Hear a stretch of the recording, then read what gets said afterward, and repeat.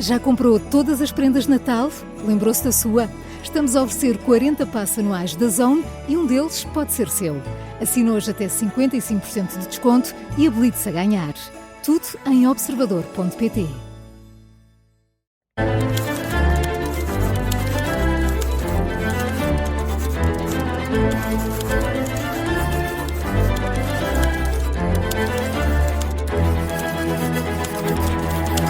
Todas as semanas, à quarta-feira, é também dia de Português Suave. Eu sou o João Costa e Silva e conto sempre com a ajuda do Marco Neves, porque esclarecer dúvidas é contigo, Marco. Sim, e hoje temos dúvidas muito interessantes. Sim, temos aqui um programa bem quentinho. Não é que as outras dúvidas que já recebemos não sejam interessantes, mas hoje apetece-me particularmente responder a algumas destas dúvidas e se calhar avançamos para a primeira. Vamos, que temos aqui um programa bem cheio. Começamos com o Luís Fonseca.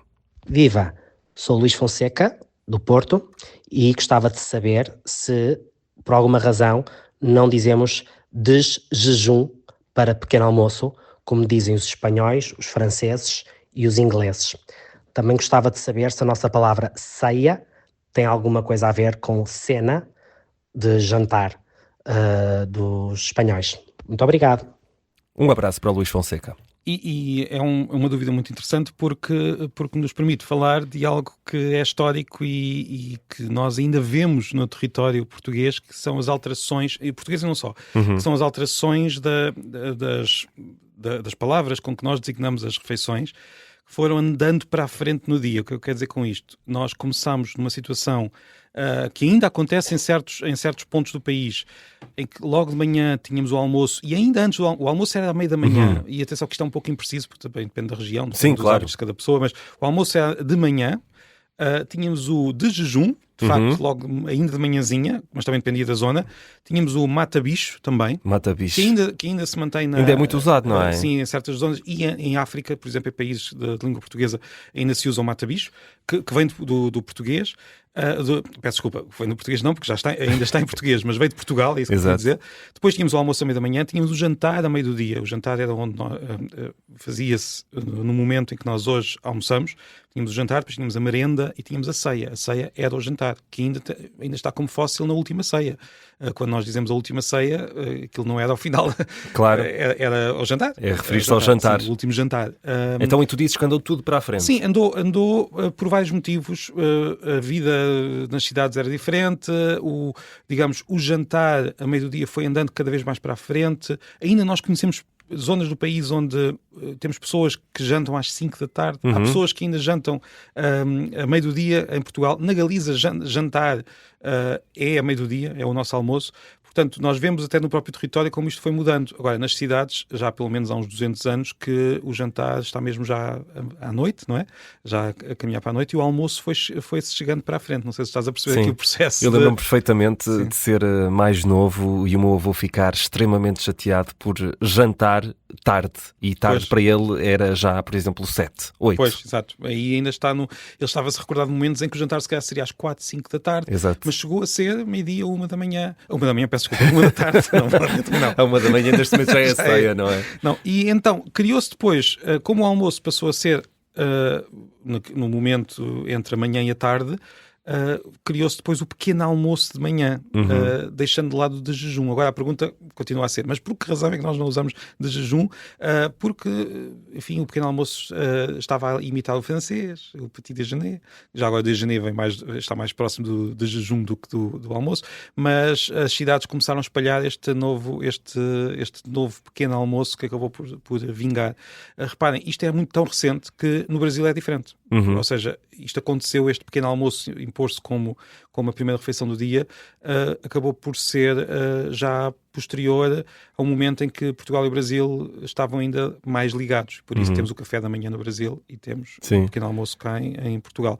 Eu agradeço que não se use de jejum. Acho uma palavra muito difícil de dizer. Pelo menos para mim. É difícil. De jejum. Não, e é difícil por uma razão muito particular, porque nós lemos o S final das sílabas como um G ou como um X, e como a seguir temos um G, é estranho, é uma não é? mistura de sons muito parecidos. E pronto, só para dizer ainda que nós tínhamos a merenda, que a merenda foi substituída pelo lanche, que neste caso tem origem inglesa. inglesa, não é? Que também é a palavra que os ingleses usam para almoço. Portanto, isto é uma grande confusão. Mas os mais antigos ainda hoje vão à merenda, pelo menos Sim, na sim, Zona sim, Norte. não. Merenda é uma palavra muito bonita que devia ser recuperada. Sim. E a ceia foi empurrada para o final do dia. Exato. Ou seja, antes da pessoa se É a nossa última deitar, refeição? Exato, antes da pessoa se deitar ainda pode comer uma pequena ceia, mas já é muito raro, quer dizer, as 3 refeições, pequeno almoço, almoço e jantar, quando antigamente seriam outras, não é? Portanto, tínhamos horas diferentes para comer. Pronto. Vamos avançar e vamos falar da dúvida do João Vidal. Escrevemos através do WhatsApp. Tu tens aí a dúvida porque eu não a tenho aqui escrita, para dizer a verdade, e peço desculpa pela... Sem problema. Isto é rádio em direto. E vamos lá chegar ao João Vidal. A dúvida tem que ver com o plural. Ele já plural. tem aqui a mensagem. É se o plural de não é nãos, porque é que o plural de anão não é anãos, mas sim anões? Isto é difícil dizer porque é muitos nãos, nões. E se o plural de pão é pães, porque é que o plural de papão é papões e não papães? Isto parece quase um trava-línguas. É um trava-línguas. E ele pede-nos para enviar um beijinho à Tatiana, e por isso nós mandamos um beijinho à Tatiana. Beijinho, Tatiana. E um abraço. Não sabemos quem é, mas fica dado. Aqui temos um problema da língua. Digamos que é um problema que é o seguinte. Nós tínhamos palavras que acabavam na fase de transição entre o latim e o português em anes, tinham outras que acabavam em ones e tinham outras que acabavam em anos.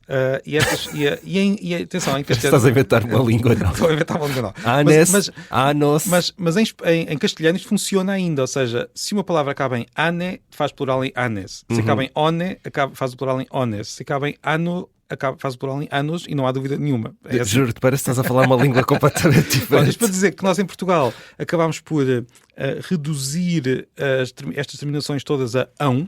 Portanto, houve aqui o ão, e nós também já falámos disto, é uma característica da nossa língua que é quase uma espécie invasora, porque o ão acabou por invadir não sei quantas palavras que tinham outras terminações, só que o plural manteve-se diferente. Não sei se quem nos está a ouvir está a perceber, porque isto é difícil de explicar só dizendo e não mostrando escrito.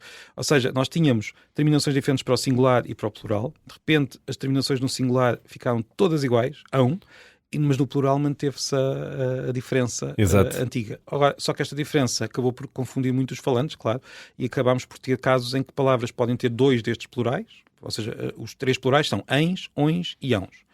O ons é o mais natural, portanto é aquele que nós dizemos com mais frequência, e se uma palavra nova for criada hoje, nós vamos dizer o plural em ons. Agora, nós temos palavras que podem ser ditas de 2 maneiras, como o anão. Anão pode ser anões ou anãos. Pronto, já tínhamos falado aqui da questão lembras-te dos Joões, e também surgiu essa dúvida. E falámos disto. Agora, pães vem de panes, por isso é pães. Papão vem de papar mais ar, e portanto é uma palavra nova, e por isso nós fazemos com o ons, que é o mais natural. Portanto, papões, papar, papão não vem de pão, e por isso tem uma história diferente. Enfim, não sei se isto explicou ou não, mas eu percebi. Espero que o João Vidal também tenha percebido. Para resumir, tínhamos 3 terminações no singular, 3 terminações do plural, acabámos por juntar todas as do singular e mantivemos a do plural, mas as coisas começaram-se a complicar na cabeça dos falantes. Pronto, bem, isso. Marco Neves, ainda temos aqui mais dúvidas, vamos só ficar por aqui na versão FM para rádio, para quem nos está a ouvir agora, ficamos por aqui, mas continuamos esta versão um bocadinho mais alargada em podcast em observador.pt e nas habituais plataformas. Muito bem. Seguimos então com as dúvidas. Marco Neves, agora temos um áudio, deixa-me só chegar aqui. Vamos ao Ricardo Neves Alexandre, vamos ouvir. Olá, Português Suave, daqui Ricardo de Tercena. Nós já ouvimos várias vezes o professor Marco Neves a falar de socioletos e dialetos e a forma como eles surgiram, e isso levanta-me uma dúvida. No mundo que hoje é tão ligado, onde é tão fácil nós, por exemplo, falarmos com qualquer outra pessoa do país a qualquer hora e a todo momento, será que ainda observamos o nascimento desses novos dialetos e socioletos, ou a língua está, por outro lado, um bocadinho menos viva, um bocadinho menos orgânica? É uma ótima pergunta e agradeço ao Ricardo, e é difícil de responder, mas posso dizer que, primeiro, não está...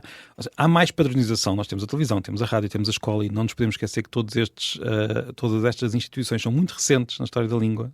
Ou seja, a língua é muito antiga e vem numa sequência com milhares e milhares de anos, que acabou no que nós falamos hoje, mas temos agora estas instituições que, digamos, têm muita força centrípeta, ou seja, que vai puxar a língua para ser muito mais parecida em todo o território, em todas as classes sociais, em todas as famílias, do que há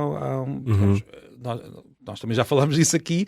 Eu lembro-me que falámos sobre isto, e corrijo-me se eu estiver enganado, quando falámos da questão das tias de Cascais. Por exemplo. Foi há pouco tempo. Sim, foi há pouco tempo. Do socioleto. Ou seja, socioleto é, portanto, uma forma de falar particular de um grupo social. Dialeto é uma forma particular de falar de uma região ou de um território que pode ser mais ou menos alargada.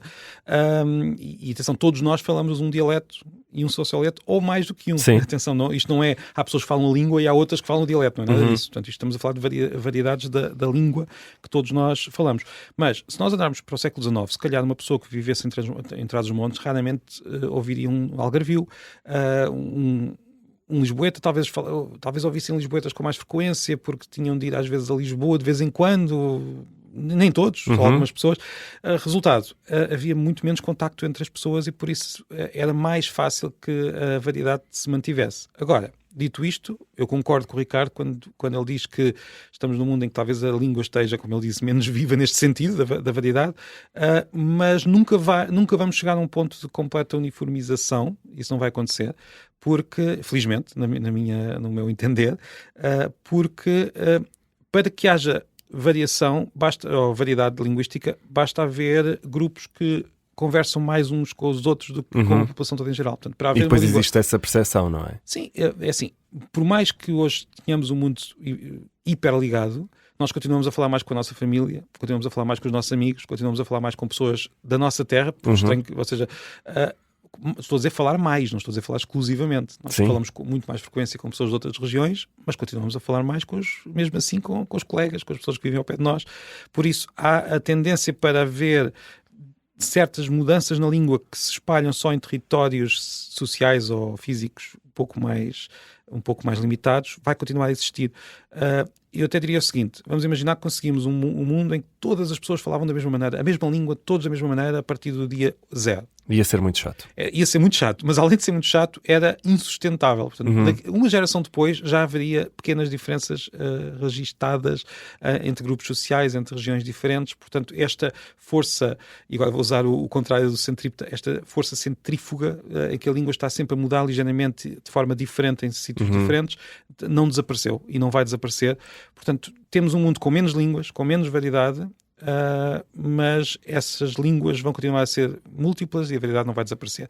E eu até diria que é irónico, porque vivemos também num mundo em que algumas pessoas se queixam do facto de verem pessoas a falar de outra maneira, quando na verdade elas deviam até, nesse contexto, deviam estar contentes. Eu não estou. Eu fico contente. Ficas contente que haja variedade, não é? Variedade. Pois é isso. Tirando quando há aqueles casos que já sabemos e já discutimos aqui, ténis e sapatilhas, mas isso é outra história. Mas Nem vou trazer isso também faz parte nós entendemos bem. Isso e também faz parte da beleza da língua haver também essas velhas discussões. E não impede nada a comunicação. Nós, se quisermos, comunicamos até entre línguas muito diferentes. Porque a humanidade consegue mesmo comunicar entre línguas, mesmo quando nós estamos... há livros que descrevem isto, quando nós de repente encontramos uma pessoa que não tem qualquer... digamos, uma pessoa que fala uma língua muito diferente da nossa e não há nenhuma maneira... A verdade é que já aconteceu muitas vezes ao longo da história, com algum esforço, desde que haja vontade... pouco tempo depois tem forma de comunicar, tem aquilo que se chamam línguas de contacto, tem as línguas francas, criam-se línguas francas com muita facilidade, portanto a variedade nunca impediu a comunicação. Agora, tentar impor uma só variedade a toda a sociedade, isso é muito chato, muito não façam mais... isso. Não, e acaba por ser mais negativo, porque muitas vezes leva a reações que afastam mais as pessoas do que a própria variedade. Mas, pronto, fica respondido. Ficamos por aqui? Ficamos por aqui. Então ficamos por aqui neste episódio de Dúvidas do Português Suave. Pela primeira vez estendemos-nos na versão podcast. Havia de chegar estamos aqui com mais calma a falar. As pessoas que estamos a ouvir as pessoas que estão a ouvir neste momento é porque escolheram. Exatamente, é verdade. Não tinham outra opção, não. Tinham outra opção. Se vieram da rádio e estavam a ouvir na rádio em direto às 4h35... aproveitem e assinem no sentido em que subscrevam. Olha, qual é que é a palavra certa para carregar naquele...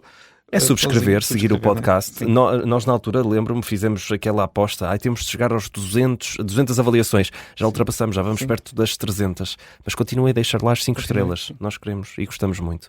Marco Neves, encontro marcado no próximo domingo. Até lá.